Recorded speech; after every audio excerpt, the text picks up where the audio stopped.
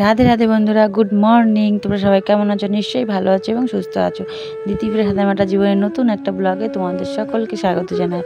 আজকে ভোরবেলা 5:30টায় উঠেছি। আজকে মেয়েকে স্কুলে নিয়ে যেতে হবে। আজকে কুয়াশায় চারিদিকে ভর্তি, তাই জন্য এমনিতেও দেরি হয়ে গেছে।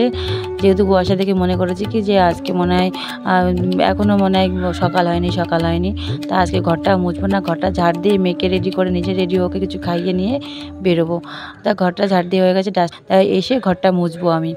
তারপরে দেখো ময়লাগুলো ডাস্টারে করে ফেলে দিয়ে আমি যাব মেয়েকে তুলতে, আর তুলে রেডি করে একটু সময়ের মধ্যে বেরিয়ে পড়বো। দেখো আজকে কুয়াশা, বাইরে আমরা বেরিয়ে পড়েছি। দেখো আমাদের গলির রাস্তা পার করে রাস্তাটা, তোমরা কিছু বুঝতে পারছো যে ওইটা কুয়াশায় ভর্তি, মানে ওটা বড় রাস্তা। ওই যে ফাঁক সব যেখানটা পুরো ধোয়া ধোয়া দেখা যাচ্ছে ওটা বড় রাস্তা, কিছু বোঝা যাচ্ছে না। আজকে আমরা ভ্যানে উঠেছি, আমরা ভ্যানে করে যাই।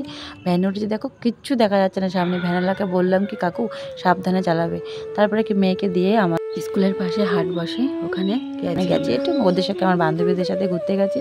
ওরা কিছু কিনবে, আর আমরা দুপুরবেলা আসবে। শাশুড়ি মা বলছিল যে শীত চলে যাচ্ছে, তা বড় বড় ওদিকে ফুলাতে জামা কাপড় কিছু কিনে রাখতে হবে মেয়ের জন্য, কারণ সামনের পর হচ্ছে শীত হঠাৎ করে পড়ে গেলে তখন আর পাওয়া যাবে না, ছোটো হয়ে গেছে এবারেরগুলো সব। তারপর দেখো মেয়ের স্কুল ছুটি হয়ে গেছে, আমরা বাড়ি চলে এসেছি। আমরা তার মধ্যে হাটে গেছিলাম, আমি, শাশুড়ি, ওর ঠাম্মা আর ও। এই গেঞ্জিগুলো কিনেছি, এই কালো গেঞ্জিটা না মাত্র 50 টাকা নিয়েছে, একটু ছোট কিন্তু টানলে বড় হয়। আর এই গেঞ্জিগুলো 150 টাকাগুলো দামি, ভালো গেঞ্জি, মানে সামনের বছর শীতে পরার জন্য আমি রেখেছি একটু বড় দেখে।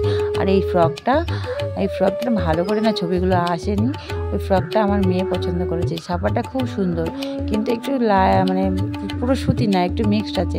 মাত্র 250 টাকা নিয়েছে। ওটা পাইকারি হাট, পাইকারি হাটে অনেক জিনিসের দাম কম, আবার অনেক জিনিসের দাম বেশি থাকে। আর মেয়ে যেহেতু আমার মেয়ে প্লাস্টিকের বোতলে জল খায়, তাই এই মগটা কিনে এনেছি, ভেতরে স্টিল আর বাইরে প্লাস্টিক। তারপর দেখো পুজো দিলাম, গোপাল পুজো, গোবিন্দ, রাধা গোবিন্দ আছে আমাদের, রাধা গোবিন্দ। আর যেহেতু আজকে সোমবার, সেহেতু আমাদের পিছনে না আকন্দ ফুল গাছ আছে, সেখান থেকে 11টা আকন্দ ফুল কিনে মানে তুলে এনে এই দেখো মালা কেটেছি। না সুন্দর লাগে না সাদা সাদা মালা কাতে? আর আমি ঠাকুরের মানে গলায় পরিয়ে দিয়েছি। আর আজকে আমাদের রান্না হবে, এইটা তিতো শাক বলে, এটা আমার ছাদের উপরে ফুল গাছের মধ্যে বালতির মধ্যে হয় না, তার মধ্যে হয়েছে, আমরা ফেলিনি। ওই তিতো শাক দিয়ে মাছের ঝোল, মানে মাছ শাক দিয়ে মাছ, এরকম রান্না, এরকম বলে। আর মেয়েকে দেখো লেবু কেটে দিচ্ছি আমি এখন। লেবুগুলো না খুব খারাপ, মানে কি লেবু বলে, দেশি লেবু না বিদেশি লেবু, এরকম বলে, ছাড়াতেই চায় না। দেখো অন্য লেবুগুলো যেমন কোয়া কোয়া বেরিয়ে যায়, এগুলো বেরোতে চায়। সঙ্গে দিলাম 2 কোয়া আপেলটা ঘরে ছিল কিন্তু মানে দেওয়া হয় না, এই অনেক ফল টাল ছিল তো, এটা ওটা দিতে দিতে ওটা একটু পচে গেছে, তাই বাদ দিয়ে পিচ মোটা ভালো রয়েছে ওটা দিয়েছি। তাই দিয়ে মেয়েকে খাইয়ে দেবো, খাইয়ে দিয়ে ওনাকে আবার এখন রস করে, এখনও পর্যন্ত রস করে দিলে ভালো হয়, এটা চিপে চিপে খাবে না।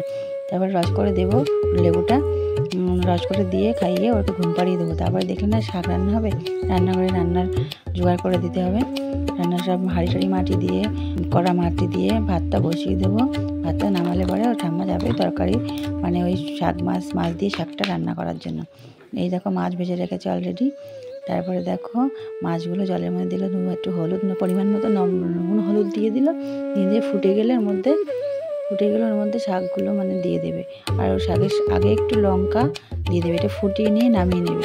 তারপরে ওকে তেল দিয়ে, কড়াইতে তেল দিয়ে রাঁধুনি ফোড়ন দেবে, রাঁধুনি ফোড়ন দিয়ে রান্নাটা করবে, ভালো লাগে খেয়ে। দেখো তিতো শাক দিয়ে মাছ দিয়ে, বড় বড় মাছগুলো হলো সিলভার কাপ মাছের পিস ওটা। দেখো এবার ফোড়ন দেবে, কড়াইতে অল্প একটু তেল, সামান্য একটু তেল দিয়ে, আগে যেহেতু মাছগুলো ভালো তেলে ভেজে নিয়েছে, তো অল্প তেলে রান্না খাওয়া হয়ে যায়।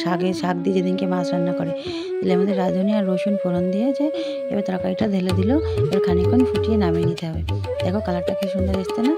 এবার আমি সবাইকে ভাত দিয়ে আমরাও খেয়ে নিয়েছি, সেটা আর ভিডিও করা হয়নি, অত সময় হয় না ভিডিও করার, আর কেউ ধরা দেওয়ার লোক থাকলে তো হয়ে যেত।